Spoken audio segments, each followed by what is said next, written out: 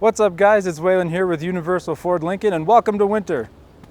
Just kidding, it's still fall and we're not here to talk about the weather, we're here to talk about the all-new, beautifully redesigned 2020 Ford Explorer. So without further ado, we'll get into a bit of a highlight reel of what's new and what's changed on the 2020 Explorer.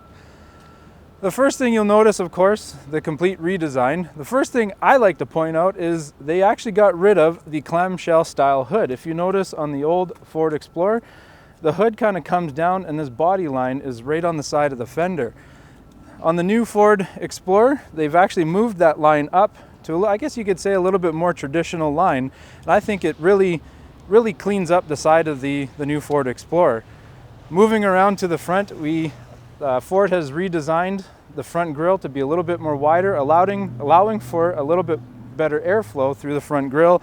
As well, they've redesigned the headlights and kind of sleeked them up really nice in my opinion.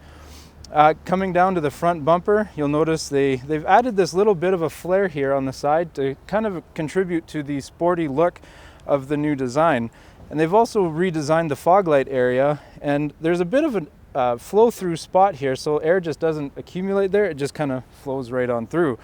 Of course, you also have the integrated front park sensors, and also here they've added a camera with its nice little washer jet to clean the camera off, so whenever you clean your windshield, your camera gets cleaned as well.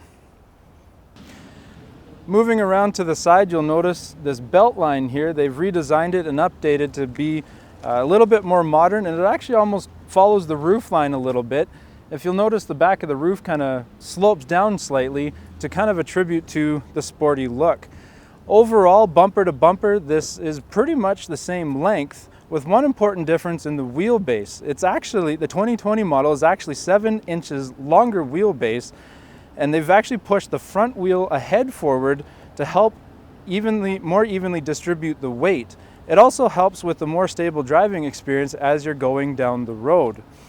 Now, the new 2020 model is actually a rear-wheel drive biased with sending power to the front wheels on the all-wheel drive models. The old model 2019 was actually front-wheel drive biased. One of the reasons they probably switched to a rear-wheel drive is because of the Explorer Limited Hybrid.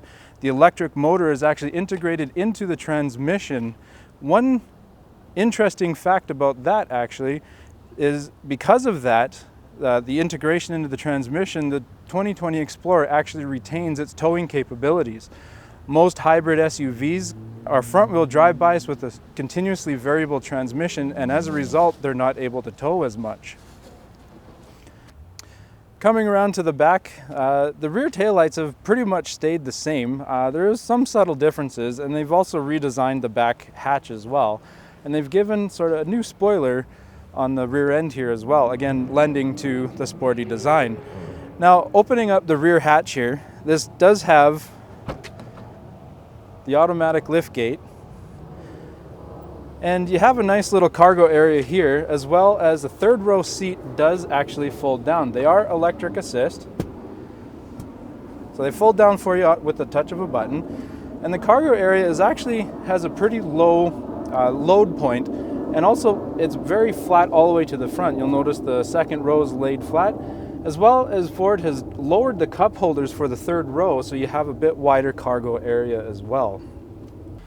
Coming around to the inside, you'll notice the center console has also been totally redesigned. The first thing you might notice is this rotary gear selector knob. There's a couple reasons why they did that. Was to to save on space, also to incorporate a couple of safety features. If, for example, let's say for whatever reason, we're all human, we all make mistakes, we get a little distracted, we open the door, this will actually throw itself into park. As well, there's some safety, or the active park assist 2.0 on some of the higher trim levels. All you have to do is hold a button, and because of this rotary knob, it'll actually switch gears, drive to reverse, and operate the brakes and the throttle. Again, all you got to do is hold a button. Coming up to the center stack here, you'll notice the 8-inch Sync 3 display. And you're thinking maybe, wait a minute, didn't these come with a 10-inch? Well, they do, up on the ST and the Platinum models. One thing they were able to do as a result of the screen sticking out is they're able to almost lower the dash line a little to allow for a little bit better visibility as you're driving. The 8-inch display also has a little cubby up here on the 10-inch. The display actually extends right into the dash a little bit, so you don't have that extra little storage. Up in here, you have all your power points, your regular 12-volt cigarette outlet, you got your USB, and also they've started including the USB-C as well. Right under here, under the center armrest, you also have a wireless charging pad, so you can just throw your phone and it'll charge for you automatically.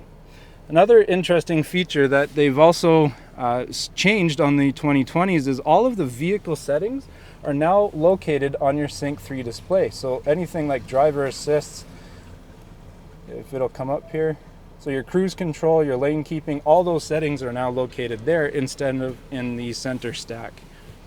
Coming back to the second row, you'll see 2 captain's chairs back here. This is actually the standard option. You do have the optional bench seat if you need just a little bit more room. Coming down here to the center console, for the back you'll have the rear controls for the climate for the rear passengers as well as heated seats. You'll have a household electrical outlet to charge any of your devices, as well as the USB and USB-C as well. Now I'm going to climb in this thing. I'm not exactly a small dude, but you'll notice not a lot of space, right? Well, they actually made it so the rear seats can slide back.